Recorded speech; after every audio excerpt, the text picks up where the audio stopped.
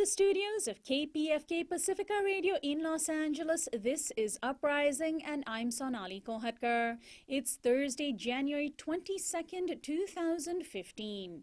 We'll find out what's behind the latest spat between House Speaker John Boehner and President Obama over a visit from Israeli Prime Minister Benjamin Netanyahu, with my guest Ramzy Baroud.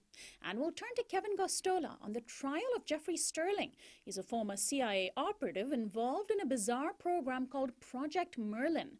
Plus, as measles once more threatens to turn into an epidemic in the U.S., we'll speak with Arthur Allen. He's the editor of eHealth on Politico. That's coming up after the news. Joining us now to analyze today's headlines is Chenjerai Kumanyika. He is an assistant professor of communication studies at Clemson University. Hi, Chenjerai. Hi, how you doing? Doing very well. Thanks so much for joining us. Well, about a dozen people have died in the Ukrainian city of Donetsk, a stronghold of pro-Russian separatists. The deaths occurred when a bus was hit by mortar shells this morning, just hours after a planned ceasefire. Pro-Ukrainian forces are implied in the attack, although it's too early to tell. A day before the attack, Ukraine had lost control of the airport in Donetsk to rebel forces.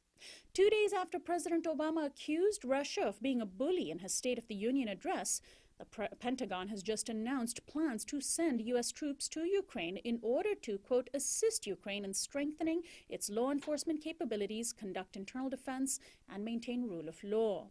Russian Foreign Minister Sergei Lavrov responded, saying, quote, the Americans have taken the course of confrontation and do not assess their own steps critically at all. The United States wants to dominate the world and not merely be first among equals. Well, Chenjerai, what do you make of what's happening right now? How serious is the situation? And could the situation between the Ukraine and Russia unravel now that the U.S. is sending troops? Well, what we know for sure is that the U.S. interest in Ukraine is a tactical concern that's much more concerned with the politics of energy transit than it is with the well-being of the Ukrainian people. Essentially, the State Department has sponsored reports, one by the Woodrow Wilson Center, revealing its strategy of trying to challenge Russian hegemony in the region by supporting multiple pipeline routes. And Ukraine has a strategic position between energy producers in the Eurasian region and the consumers in the Eurasian region and, in the Caspian Sea.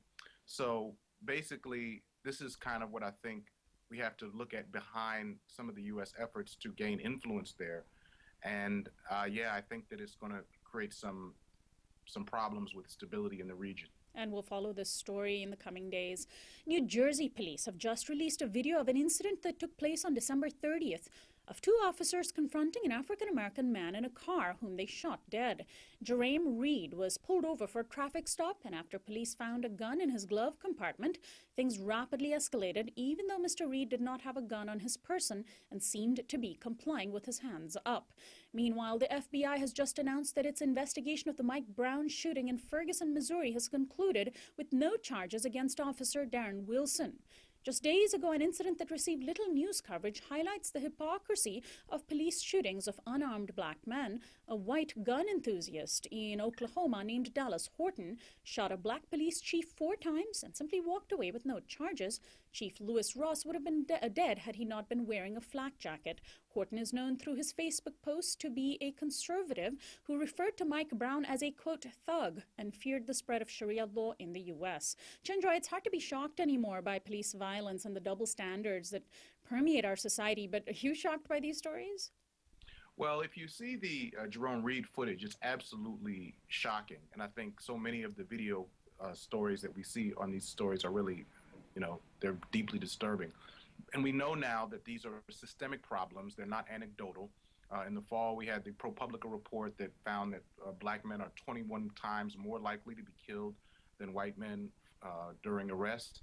And, we have this many examples of white men who may shoot at police, and are able to be arrested without being killed and sometimes not even charged, or not even convicted when we know that they definitely shot police officers. So it's a real problem, and we can be thankful at least for the ongoing activism and the fact that this is now a part of the national conversation. And finally, in what is being seen as a political embarrassment for the Republican Party, a bill calling for a federal abortion ban has died because many GOP members themselves found it too extreme. Introduced by Republicans in their first week as a majority party in Congress, the 20-week abortion ban was set to be debated in the House last night to coincide with a major anti-abortion annual march in Washington, D.C. on the anniversary of the Supreme Court decision Roe v. Wade. But the bill was quietly pulled after it was clear it would not receive enough votes from even within the GOP. Democrats, buoyed by the bill's failure, introduced their own pro-choice bill called the Women's Health Protection Act of 2015, intended to preserve access to reproductive health. Of course, given the Republican majority in both houses, there's no chance of its passage. Well, Chenjerai, does this bill's failure point to the limits of GOP extremism? I mean, at some point, they've got to realize that they've gone too far, and it seems as though that's what happened this time.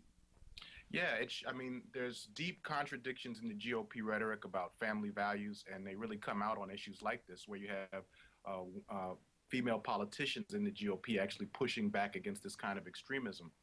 I think this also shows the importance of activism. You know, we've had ongoing work by Planned Parenthood, by activist groups. There was a die-in yesterday, in protest of this bill. So you see that these efforts do eventually have some impact on policy. But we should also keep our eyes open, because the Republicans are pushing forward with a little bit more tricky bill to limit federal funding on abortion. So we need to keep our eye open and keep the pressure going on that. Well, I want to thank you so much, Chenjerai, for joining us today. We'll talk to you again next week. Thank you. Chenjerai Kumanyika is our daily newsflash guest expert on Thursdays. He's an assistant professor of communication studies at Clemson University. We'll be right back after this break.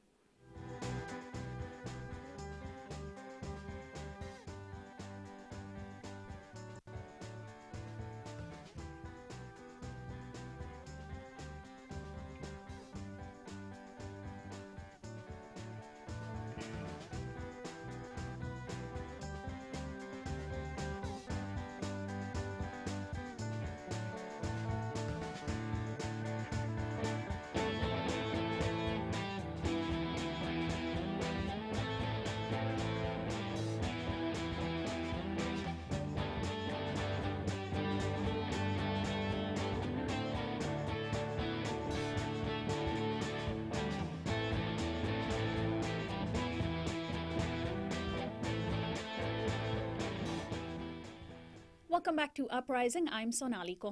You can now watch Uprising on Free Speech TV, which airs on Dish Network Channel 9415, DirecTV Channel 348, and on hundreds of part-time cable affiliates, as well as on Roku. House Speaker John Boehner and President Obama are in the midst of yet another spat, this time involving Israeli Prime Minister Benjamin Netanyahu. The White House is accusing Mr. Boehner of violating protocol by inviting Netanyahu to directly address Congress next month. White House spokesperson Josh Earnest retorted that, quote, the protocol would suggest that the leader of one country would contact the leader of another country when he's traveling there. Beneath the simmering hostilities is the Republican Party and Netanyahu's discomfort with Obama's position on Iran. In his State of the Union address on Tuesday night, the president said he would veto any new sanctions on Iran. Meanwhile, an Israeli airstrike killed an Iranian general and 6 officers of Lebanon's Hezbollah in Syria days ago. Iran says the group was there for a field reconnaissance mission. Netanyahu is facing re-election in March. Back home, he has his own serious problems, not the least of which are a series of violent individual acts by Palestinians against Israelis. The latest incident took place yesterday morning in Tel Aviv when a 23-year-old Palestinian man stabbed 13 Israelis on a bus. The man cited the Israeli war in Gaza and recent tensions over the Al-Aqsa Mosque in Jerusalem as having motivated his actions. The incident came in the wake of a one-day general strike by Israeli Arabs protesting the recent killing of 2 Bedouin men by Israeli forces. There was also a major clash in East Jerusalem after bulldozers were deployed to destroy the house of a Palestinian man accused of building without a permit. My guest is Ramzy Baroud. He's the managing editor of Middle East Eye. He is an internationally syndicated columnist as well as a media consultant and author and founder of PalestineChronicle.com. His latest book is My Father Was a Freedom Fighter, Gaza's Untold Story. Welcome to Uprising, Ramzy. Thank you for having me. Well, first let's talk about Netanyahu's planned visit to the U.S. Is it highly unusual for Congress to directly meet with the head of another state and entirely leave out the U.S. president? And if so, what does it signal about divisions here within the U.S.? Right.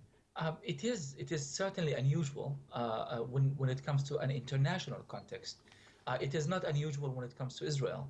The Republican Party in particular and top American officials have done a great deal to really kind of show endearing feelings towards Israel, to in more common language, to kiss up really to the Israeli Prime Minister and the Israeli government, in order for them to gain credit and to gain good standing with Israel's powerful allies in Washington, D.C., particularly the powerful Israeli lobby, which is really part of mainstream discussion at last.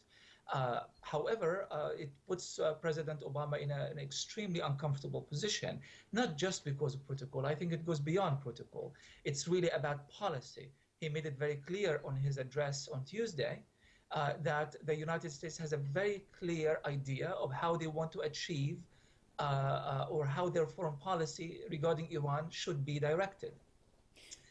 By the Congress making that invite a day after he made his feelings and his intentions clear is really a clear defiance of not just of President Obama, but the United States foreign policy regarding one of the most sensitive subjects it has to deal with in the Middle East.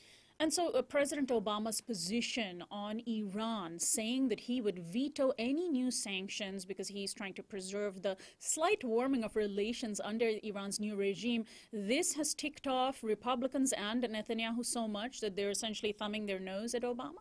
That's exactly it. But there is also more to it than that, because it also has something to do with the U.S. International standing with its European allies, with China and Russia as well. There has been agreement, the interim agreement signed in November 2013, which has been really more or less respected by all parties, that the international community is going to gain access to these facilities in Iran. Iran is going to immediately curb the production of certain type of uranium, and a final agreement should be signed soon after.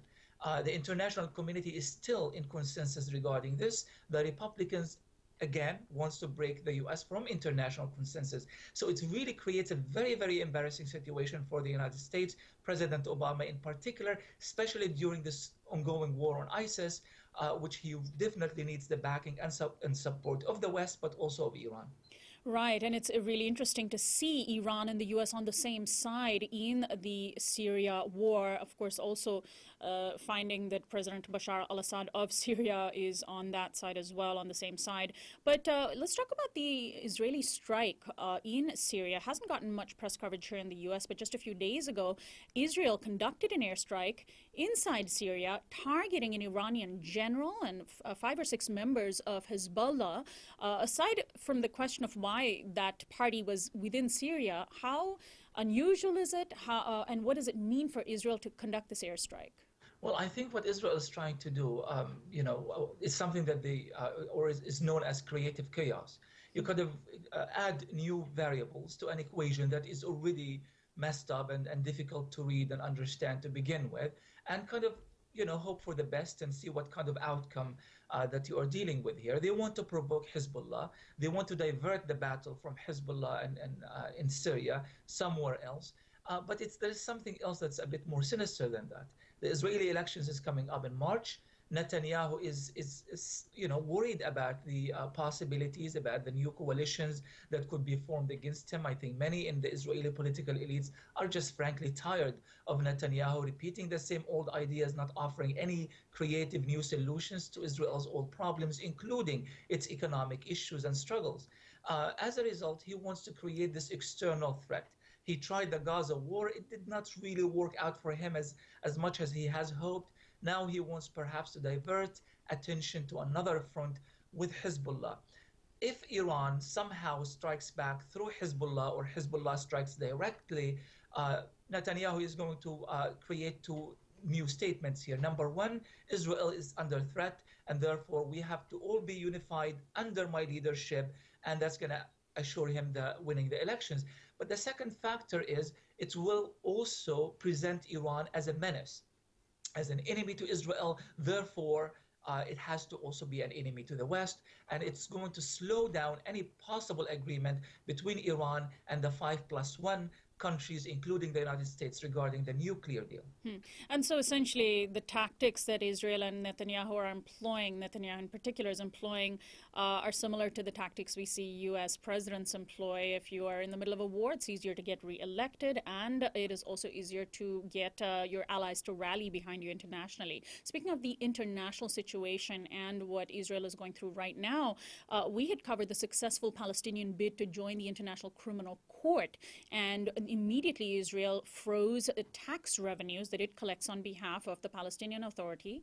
And of course, the U.S. followed suit, saying that it is going to consider cutting off the aid that it gives Palestinians. Have those promises gone through, and what does it mean to sort of essentially punish Palestinians for attempting to get some kind of international justice? Well, Israel has basically two main approaches to dealing with Palestinians. The so-called moderate Palestinians, the more amiable Palestinians like Mahmoud Abbas, the worst they can do is to hold tax funds, and which is basically Palestinian money that is collected by Israel, until Mahmoud Abbas eases his position, delays his intentions to go further with his plan to gain international recognition, and so forth. So it's really more about intimidation, it's about arm twisting, and it works. It usually works with Mahmoud Abbas. It doesn't work with Hamas, because Hamas does not have the kind of connection and contact with the Israeli government. Therefore, they use the bullying and the intimidation and the violence, and that's what we've seen in the last summer war, where 2,200 Palestinians were killed, 11,000 were wounded, mostly civilians. So that's the Israeli tactic, and it's going to really more or less remain unchanged, at least for the foreseeable future. The United States does not have much sway really over Israel when it comes to these things. They can always find ways to perhaps bribe Israel into changing its position towards the Palestinians, maybe by putting pressure on Mahmoud Abbas. Few fire a statement from John Kerry through other American officials. The quiet, Mahmoud Abbas would be quiet for a while. He'll come back and try yet another initiative, and so forth and so on. It's really not going to make any great deal of difference, but I think as of the recent violence that we have been seeing in Israel and Palestine, I think all of this is so very important as far as Netanyahu's attitude towards the Palestinian Authority is concerned. He is trying to hold the Palestinian Authority directly responsible for violence. Therefore, he is going to complicate Mahmoud Abbas, or attempts to complicate Mahmoud Abbas's mission of trying to gain international recognition. So on the home front, Netanyahu faces these string of attacks, and of course this local pressure by Israelis for their government to protect them from incidents is getting higher. As I mentioned, the incident yesterday with a 23-year-old young man who stabbed about 13 people. We've seen other stabbings in the recent days. Palestinians driving their cars into groups of Israelis. These attacks don't seem to be terribly premeditated, nor necessarily linked to a broader group such as Hamas. What is the source of them? What do you think is motivating them? Are we seeing a pattern here? Well, yes, of course. I mean, you have pressure that is building up, war after war after war on Gaza. The number of casualties keeps increasing to the point that it's just really turning into that, just a number. There is no international recourse. There is no accountability. The United States is still in complete support of Israel, regardless of the war crimes that are being committed. Naturally, Palestinians are just feeling extremely frustrated and angry, if you will, at what is going on, especially the failure of their own leadership of exacting any sort of accountability from Israel. In fact, I think Mahmoud Abbas's attempt to gain international recognition, frankly, is not exactly about becoming a state and all of that. It's really trying to release that pressure that we are doing something. The Palestinians are not convinced. They have no trust in their leadership. They view it as a collaborating leadership, a Vichy government type of leadership. Therefore, they are taking matters into their own hands. The problem is there are no grassroots movements in the West Bank, or serious grassroots movements. They have been destroyed by Israel, and they're destroyed by the Palestinian Authority police and military goons as well. And the result is you have these young people extremely frustrated, humiliated, seeking revenge. They go and do what they do. So it has to really be seen within the wider context of what is happening in Palestine. And Ramzy, what is the status of the Al-Aqsa Mosque in Jerusalem? Israel had cut off access to the mosque's compound, and this was considered a huge slight and a provocation. What would Israel's interest be in doing that? Well, Netanyahu is trying to please the religious constituency in Israel, and unfortunately, it's a very powerful constituency, and it's growing rapidly. We had an incident like this that happened in 1990, in the 1990s, when the Ibrahimi Mosque, which is a Palestinian mosque in the city of Khalil, known as Hebron, was attacked by a Jewish radical from Kiryat Arba settlement. He killed 26 Muslims while they were praying. The army came and killed another 25 or so. The result is Israel decided, you know what, let's divide the mosque between the Muslims and the Jews. Although it just really made no sense. It's just a mosque, basically. And now they are trying, there is this sentiment in Israel that is being pushed by top Israeli official and MPs in the Israeli Knesset of dividing Al-Aqsa Mosque. Now, the Al-Aqsa Mosque has always been a red line as far as the Palestinians are concerned. In fact, there is an uprising called Al-Aqsa Uprising that resulted from an attempt at taking over Al-Aqsa by Ariel Sharon, the former prime minister. And now these kind of new sentiments are coming back to the surface, and they basically have these designs over Al-Aqsa. Now, this is going to be very, very problematic. There will be absolutely no patience by Palestinians to share one of their holiest, if not their holiest, mosque in Jerusalem. Now, the status of Jerusalem, it's an occupied city. It's under Israeli military occupation since 1967. However, Al-Aqsa Mosque has been given a special status to be protected as a Muslim house of worship. Well, finally, Ramzy, what is the status of the peace process overseen by Secretary of State John Kerry? Was there ever a formal endpoint declared, or did it just quietly fizzle out? There was, in fact, and that was supposed to be April of last year, and it failed. It failed miserably. There was absolutely no intention on Netanyahu's part to freeze the settlement. That was really the only condition that Mahmoud Abbas had, is you need to freeze the settlements. I can't negotiate over what the tiny little bits that remains of the Bantustans of the West Bank if you continue to be seizing land while we are talking peace. Israel would not agree to that. Kerry could not convince Israel. And, without much fanfare, really, the whole process ended, and the U.S. realized that there is no point investing in trying to sort out the peace process if Israel has no intention of doing so. As a result, it failed, and that's why Mahmoud Abbas began threatening that he is going to seek international alternatives and international routes aside from the peace process, which has been going on for over 20 years and to complete failure. Ramzy, I want to thank you so much for joining us today, and we will link to Middle East Eye that you edit on our website, uprisingwithsonali.com, later today. Thanks so much. Thank you. Ramzy Baroud is managing editor of Middle East Eye. He's an internationally syndicated columnist and the author and founder of PalestineChronicle.com. His latest book is My Father Was a Freedom Fighter, Gaza's Untold Story. This is Uprising. When we come back, we'll take a look at the trial of Jeffrey Sterling. Stay tuned.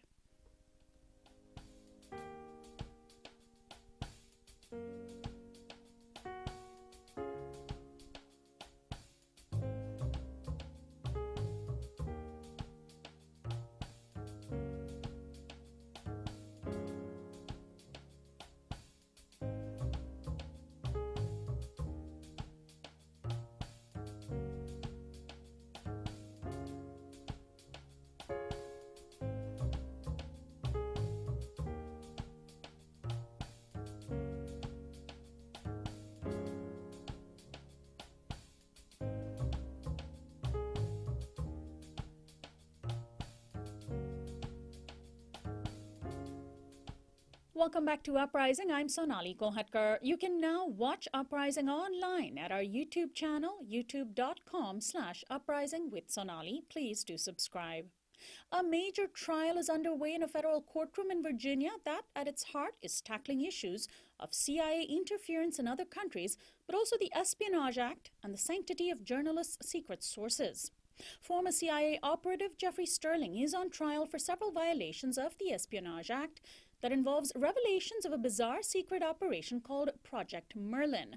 Merlin is the code name for a Russian man who was hired by the CIA to deliver flawed plans for nuclear weapons to the Iranian government.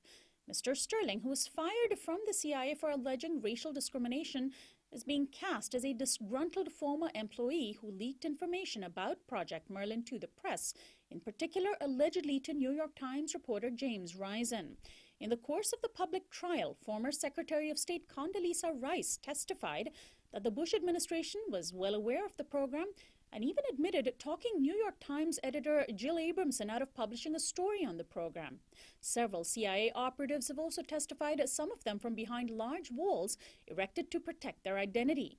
Risen, who was facing possible prison time for refusing to reveal his source, has since been relieved of his obligation to testify after the Defense Department dropped its pursuit of him. My guest is Kevin Gosztola. He's a writer and documentary filmmaker whose blog, The Dissenter, can be found at Firedog Lake. He's been closely following the trial of Jeffrey Sterling. Welcome to Uprising, Kevin. Thank you for having me. Well, can you explain the backstory of Jeffrey Sterling here? He filed a racial discrimination suit against the CIA. He's African American. And because exploring that suit would have revealed classified information, the case was dropped and he was essentially let go? Yeah, that's correct. So the story that the prosecutors are trying to sell to a jury is that this African American case officer, which is actually pretty rare at the CIA, was upset and angry at the CIA, made a claim, a racial claim against the agency, and actually now CIA Director John Brennan had a position at the CIA and had some role in rejecting that claim. Jeffrey Sterling then filed a lawsuit. The government, as they have done to make it impossible for victims of civil rights violations to bring cases, went ahead and invoked the state secrets privilege, essentially, and that had the case tossed out. As time progressed, apparently, Sterling was having meetings with Senate staffers about Merlin, about this operation, the botched operation that the CIA had in Iran. And then the government wants to say that he contacted James Risen and provided information to him about the operation as a sort of revenge for the dismissal of the racial claim. So the New York Times initially caved into the Bush administration and refused to publish the story about Project Merlin. But then a few years later, Risen did publish it as a chapter in his book. And that's when the government went after Risen as well and made the assertion that Sterling was his source for this chapter in Risen's book. Doesn't this whole case of espionage against Sterling hinge on proving there was communication between Risen and Sterling?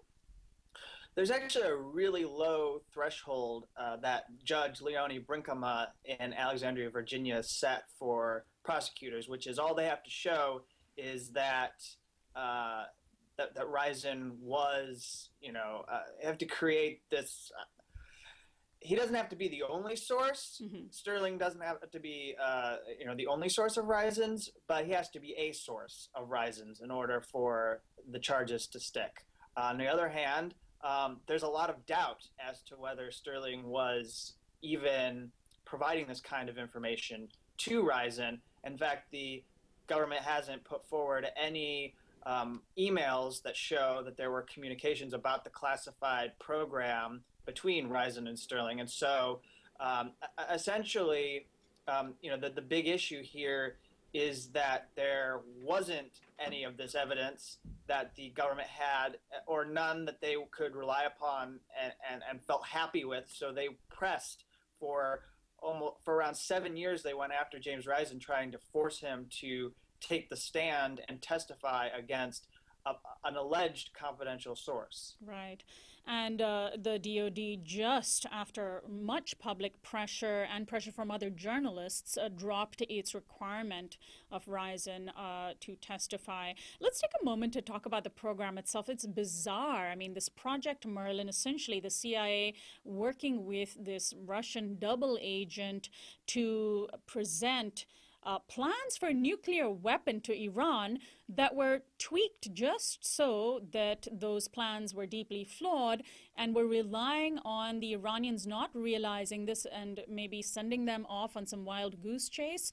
I mean, Condoleezza Rice said, quote, it was one of the only levers we had to disrupt Iran's nuclear program. But it's just such a bizarre sounding program. It sounds like it was doomed right from the start. It depends upon the fact that Iran is going to get these blueprints and accept them as being legitimate. And it's evident from James Risen's book that Iran was able to see through these blueprints. But what's remarkable is that as this trial has unfolded, for reasons that I'll give credit to one of the only journalists that has been covering the trial, Marcy Wheeler. She has been paying attention, and her her analysis is that the CIA is trying to get back some of its reputation, because this was an embarrassment, this operation, where they were sending in these blueprints, and essentially the way that James Risen presents it in his book State of War is that this was a complete mess for the CIA that got out of hand.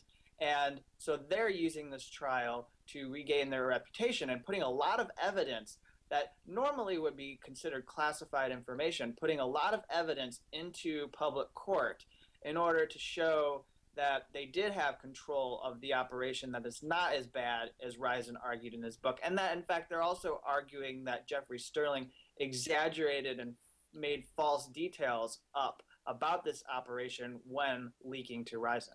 So you're saying, and Marcy Wheeler is suggesting, that it's the reputation of the CIA that's also on trial here, because this project was clearly so ridiculous, and the revelations in Risen's book that they'd like to pin onto Sterling reveal its ridiculousness. What about the allegation that Merlin himself, which is the code name for this Russian double agent, may have been Risen's source? That hasn't really gotten a whole lot of attention in the trial, and to date, there really hasn't been any testimony that's come out that would have proven that. For the most part, the prosecutors and the defense have had this sort of back and forth in the last week about whether Senate staffers on the committee, because what happened is technically Sterling is a whistleblower in the sense that internally, whether he's the source for Risen or not, internally, he was going to Senate staffers and telling them about this program and raising concerns about it, which the staffers could then turn around and ask questions of the CIA. And part of establishing that there's no doubt that Sterling is the source is that the prosecutors have had to call to the stand these Senate staffers to testify about whether they leaked information to the New York Times reporter James Risen, and they've said no, we didn't, and made testimony about that fact. And so I think it's more likely that someone involved in those committees were responsible for the leak. So if indeed Sterling told Senate staffers, and the Senate staffers, one or two of them might have told James Risen, then Sterling rises to the level of a whistleblower, and because he tried to call attention to this project to government agencies rather than a journalist? No, I mean that in the Justice Department's prosecution of him, that no longer, I mean, he's always a whistleblower no matter what, because he's going to right, the staffers, because even going to a journalist would classify him as a whistleblower? Sure, but in this case there would be no charges to bring against Sterling because he didn't do anything wrong. It's now the staffers who are responsible for any sort of wrongdoing, and then it would be up to the Justice Department to decide if they wanted to come down on any Senate staffer for leaking details about this classified operation to a reporter. And again, then that would raise the same issues that we're talking about here in this interview. Right. So, Kevin, how rare is it for someone to be tried under the Espionage Act? Isn't the spirit of the law to curb spying, but in this case it seems as though it's simply being used to curb freedom of the press and freedom of whistleblowers to speak out? Well, lately, it's interesting because the origin of the Espionage Act is that it was developed and eventually used in the immediate years after, going back to the early 1900s. They were really using it to punish dissenters. And it was to stop spying, but it was used to go after people who were speaking out against the government, and the government didn't want them to speak out. And now we've seen with the Obama administration this zealous prosecution of around 9 people. And it's been quite alarming to see that this has become the favorite tool of the Justice Department in order to protect classified information. And why do you think the DoD dropped its pursuit of James Risen? Was it just too much bad publicity? Can Sterling's case also benefit from the light of day? It certainly is the case that all of the campaigning done, I know there's Roots Action with Norman Solomon being involved, they were really raising a whole lot of alarm about forcing James Risen to testify. There were journalists, finally, that were showing solidarity with James Risen after he lost, and the Supreme Court very troublingly decided not to review his case, whether he had a reporter's privilege. And so I think that contributed, because you saw with Eric Holder in the final months of 2014, Eric Holder was talking about James Risen and how there was possibly an agreement about whether he was going to testify or not. And then he opened his mouth a little too early about something, and that turned into a controversy. Eventually, the Justice Department ended up having to walk back its intentions in January here, deciding that they weren't going to bring him. And Kevin, can you also comment on the fact that Sterling is African American? He's being tried by a jury of 7 women and 7 men, none of whom are African American. Can he get justice? Well, that's stunning, but I think that the racial makeup, while it is significant in any case here in the United States, another thing that might be more critical to raise in this interview is that he is being prosecuted in Virginia, and Sterling is actually someone who lives in Missouri, and there is evidence that if he did commit crimes, those crimes were committed in Missouri. And so the reason why you would want this case to be tried in Virginia is because you can get a jury that is very sympathetic to, for lack of a better term, spooks and spies. And so essentially a town where you have a lot of people, residents connected to the defense industry and the department. Exactly. And so they've brought evidence, very, very loose evidence, about him having documents on rotary phones from the 1980s, that he maybe moved from his house in Virginia to Missouri, evidence of basically, really absurdly in the past week, they called an FBI investigating officer's hairdresser to the stand to say she read State of War by James Risen, and it came from New Jersey or it was shipped and arrived in a bookstore in Virginia, and she read all the chapters in Alexandria, Virginia. So this is like the proper venue for this trial. Wow. It's very strange. And finally, what sort of conditions is a trial being held in? It is quite remarkable that it is a public trial, yet there are CIA operatives that are testifying against walls that have been especially erected so that the public can't see who they are. And also, when is the jury expected to deliberate? Well, so the case was rested yesterday, and both sides. Sterling did not testify, which I think is remarkable because previously, Chelsea Manning gave a statement in court when she was prosecuted under the Espionage Act. So no statement. It's expected to go to jury this evening, and we'll see. I don't know how long the deliberations will take, but a charge was actually dismissed by a judge yesterday, which is a small victory for Sterling. Well, I want to thank you so much, Kevin, for joining us today. Thank you. My guest is Kevin Gosztola, and he is a writer and blogger at Fire Dog Lake, and you can find his writings at that website that we'll post to uprisingwithsonali.com. He's been following closely the case of Jeffrey Sterling. This is Uprising. When we come back, we'll take a look at the growing measles outbreak that began, it looks like, in Disneyland. Stay tuned.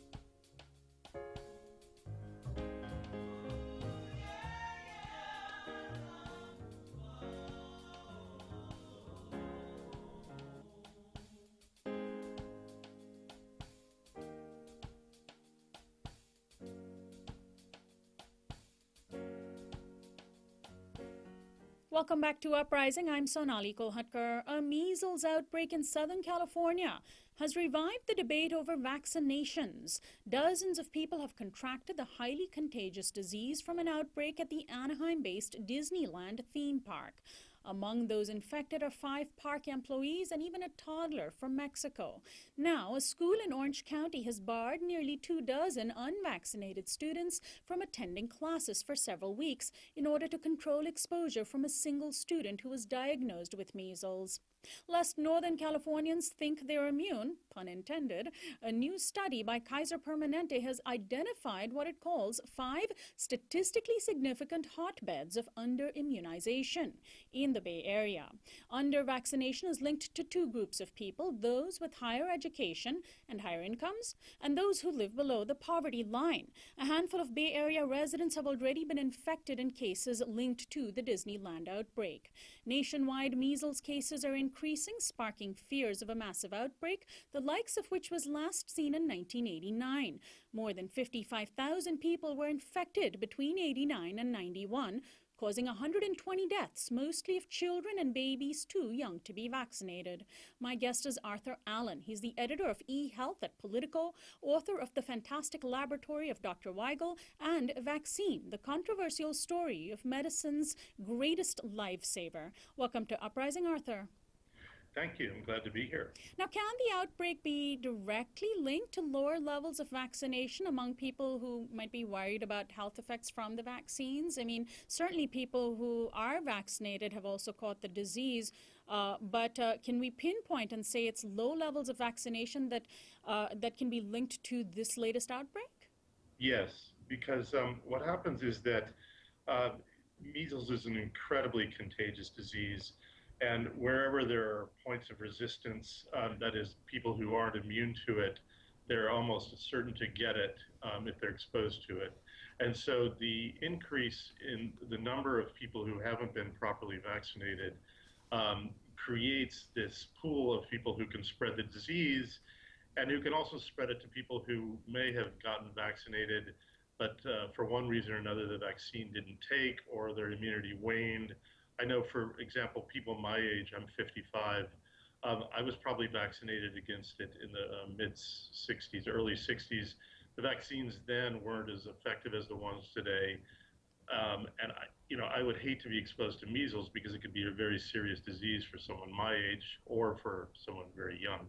Right, and let's talk about how vulnerable children are. I mentioned there was a toddler who was infected, and even if there's a 1-year-old who has received 1 dose, there's always then a booster for them when they're a little bit older. Those who are less than 1 year old are too young to be vaccinated. How vulnerable are those folks? And also, how vulnerable are those people who cannot be vaccinated even if they want to because they found that they're allergic to the vaccine, which I believe is a very small number? Right. I mean, it is a very small number, especially since it isn't made in eggs anymore, as it once was. However, there are people who can't get it, and there are people who, for one reason or another, lose their immune system or parts of it, through chemotherapy and so on. I mean, look, 1/4 of the people who've been infected in this Disneyland-related epidemic have been hospitalized. I mean, that tells you that it's a serious disease. People aren't sent to the hospital for routine, infectious diseases, for colds, or even, for strep throat or something more serious. So, I mean, it can be a very serious disease. It isn't always, and if you look historically, it used to be that everybody got measles before the vaccine was invented in the early 60s. And if there were 4 million cases, you would have about 1 in 1,000 deaths, and you would have probably 10 times that more would have lifetime problems like mental illness, and because it's a serious disease, but it doesn't kill everyone. It's just it's a disease we just really don't need to be dealing with now. I mean, it's pointless, and it's all because of bad information. It was spread by one very charismatic doctor in England who was a fraud and who's been exposed as a fraud thoroughly. His ideas about how the measles vaccine caused illness and autism have been thoroughly, debunked. Now, the study that I'd mentioned, done by Kaiser Permanente in Northern California, found these large clusters, hotspots of underimmunization. Some of these clusters had almost a quarter of people that within a particular area that were not immunized. And so it's apparent that like-minded folks, of course, necessarily sometimes congregate with one another. And the two groups that they found that were most likely to have no vaccinations are wealthy people and very poor people, I'm guessing for very different reasons. Right. I mean, with the poor, there's always been a struggle to make sure people are have access to vaccines. I mean, that's mainly what the problem is, that they have access. And, the CDC and state immunization people are always trying to keep on track of, keep that in, and there's usually funding for vaccines, but it still can be difficult for people who, maybe don't have a job, actually, the job has nothing to do with it. I mean, people who have difficulty getting their kid to a doctor. Right. And so that's the role of school immunization laws. In California, however, it's quite easy to opt out of vaccination. I think it's been made a little bit more difficult in the last year, but still, if you want to, either because you're too lazy to get your kid vaccinated, or because you believe one of these crazy theories, in my view, they're crazy, about harm from vaccine, it's pretty easy to opt out, and that creates holes. And I think it's kind of a shame because there's this cultural association of vaccine skepticism with other kinds of skepticism, which in my mind are much more legitimate. I mean, I'm not someone who says always trust the government or the authorities in a general way, but vaccines have somehow, within certain groups of people, been associated with this idea that you're just being duped by the government if you get vaccinated, and it's a very powerful meme for people who are skeptical of the system, and I just think it's a shame. I don't know how else to put it. How do you respond to the idea that some people have that if you take real good care of your health, if you keep your immune system strong through clean living and exercise, that you're not going to catch a disease like measles, so you don't really need this vaccine, whose safety you're not really convinced of? That's just absolutely false.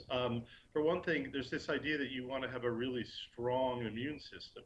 Well, if your immune system is too strong, you have autoimmunity. I mean, you have other disorders. I mean, it's a balance. Your immune system has to be in balance. Infections are part of our history. I mean, we have lots of infections, and that's normal. It doesn't mean you have a weak immune system if you get infections.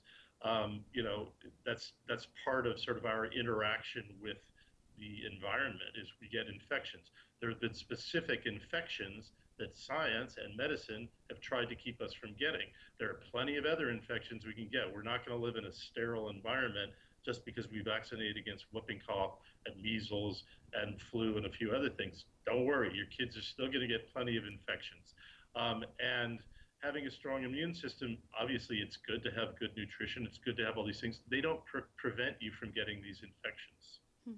Now, there was a study done some years ago about how people are getting more information about the vast medical literature on the safety of vaccines were actually more convinced about the dangers of vaccination rather than less convinced. They held on to their beliefs when they were given information about scientific literature. Could this latest Disneyland outbreak convince the unconvinced?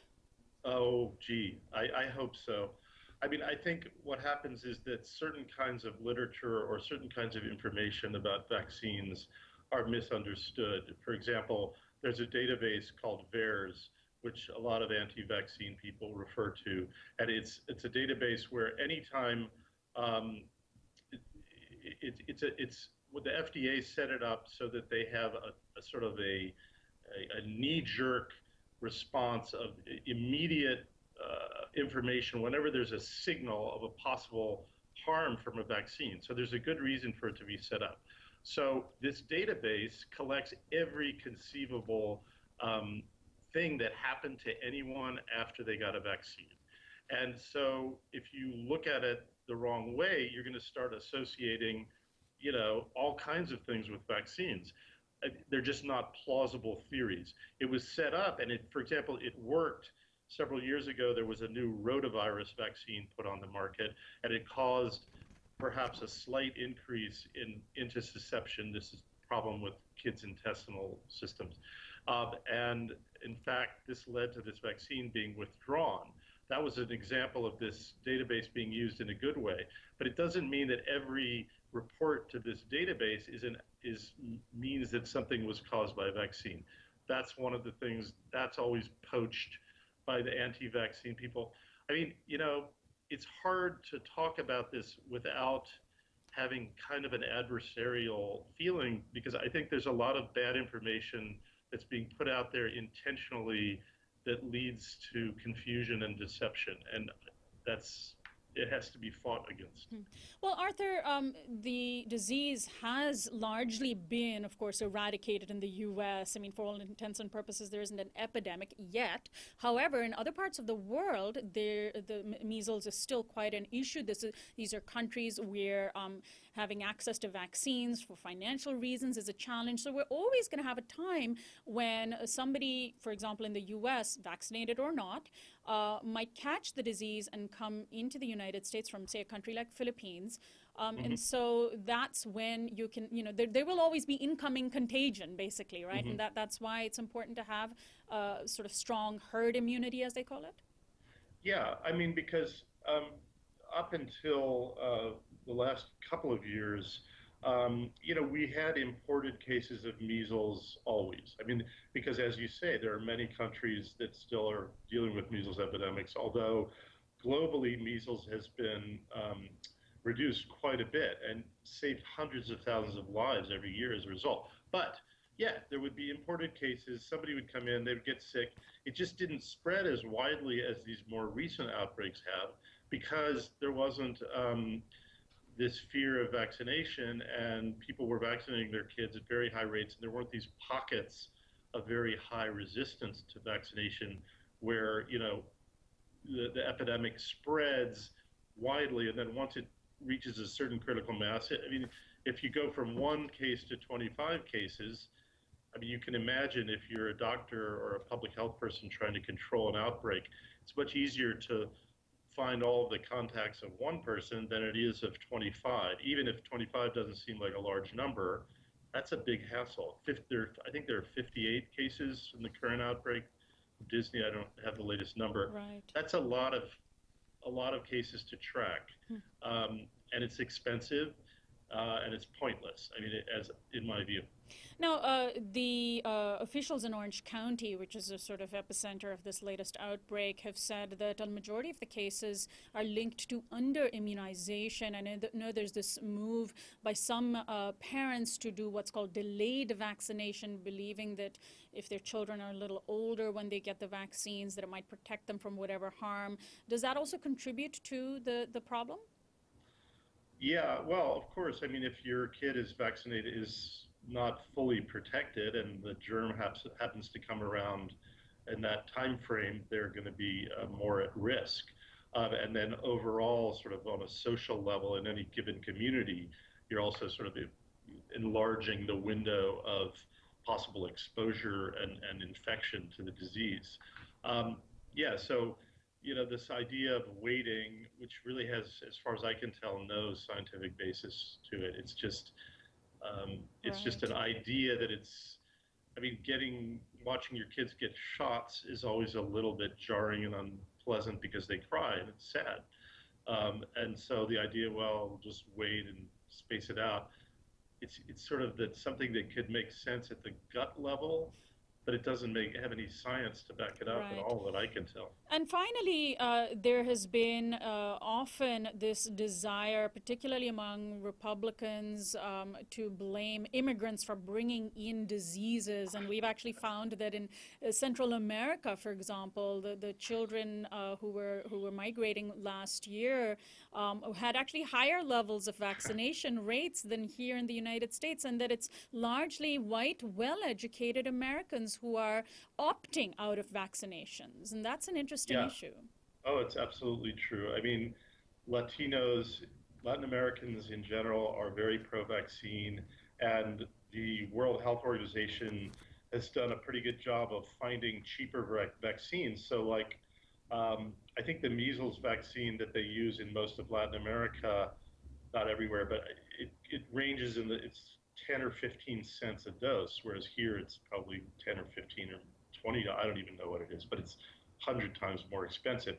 So, and they're perfectly good vaccines that they use down there. So, and yeah, there's wide uptake. People are happy to get their kids vaccinated, happy to have them protected from some disease. There's going to be plenty of other things they're going to face in life. Why face something that's not a risk? Well, I'm sure there's plenty of folks among our audience who might be very upset with us for interviewing you on this issue, and we've always had pushback, and I invite our audience to go to uprisingwithsonali.com once this interview has been posted and make your voices heard. We certainly would like to have to hear from you. Thank you so much, Arthur Allen, for joining us. Thank you. It's a real pleasure. Arthur Allen. Thank you for bringing up the issue, too. Arthur Allen is the editor of eHealth at Politico. He's the author of The Fantastic Laboratory of Dr. Weigel and also Vaccine, the controversial story of medicine's greatest lifesaver. This is Uprising. Bipasha Shom is our senior producer. Anna Buss is our assistant producer. Alexander Hobbs is our technical director. Christian Beck is our production assistant. Darren White is our research intern. And Camilo Ramirez is our audio editor. Teddy Robinson and Jonathan Alexander are our audio engineers. Subscribe to our YouTube channel at youtube.com/Uprising with Sonali. Our website is uprisingwithsonali.com. Our theme music is by Quetzal. I'm Sonali Kolhatkar, host and executive producer of Uprising. I'll see you tomorrow.